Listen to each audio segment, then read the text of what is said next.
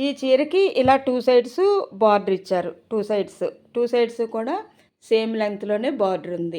నేను మీతో చెప్పాలనుకుంటున్నది దీని బ్లౌజ్ గురించి.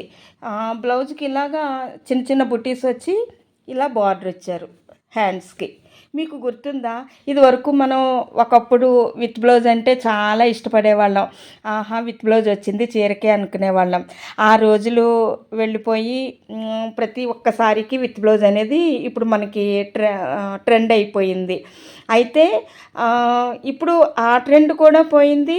మనం సారీకి, బ్లౌజ్‌కి కూడా సంబంధం లేకుండా కాంట్రాస్ట్ అని అలా రకరకాలుగా వేసుకుంటూ ఉన్నాం. నాకు ఎప్పటినుంచో ఉన్న ఒక ఇష్టం. అది ఇప్పుడు ట్రెండ్ కాకపోయినప్పటికీ కొన్ని కొన్ని ఇష్టాలు మనకి ఉండిపోతూ ఉంటాయి కదా! అదేంటి అంటే ఇలాగా బార్డర్ వచ్చిన బ్లౌజులు వెనకాల బ్యాక్‌ని, హ్యాండ్స్‌కి వేసుకుంటే ఇష్టం. అయితే ఇప్పుడు అది ట్రెండ్ అయితే కాదు కదా! కానీ దీన్ని నా ఇష్టాన్ని వదులుకోకుండా ఇప్పటి ట్రెండ్‌కి అనుగుణంగా ఏదైనా చెయ్యాలని అనిపించింది. ఆహ్, నేను నాకేమనిపించిందో అది నేను మీకు దీని మీద చేసి చూపిస్తాను. చూస్తూ ఉండండి.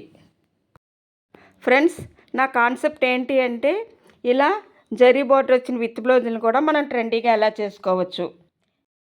ఇది వర్క్ కంప్లీట్ అవ్వగానే నేను నా షార్ట్ వీడియోకి దీని లింక్ పెడతాను.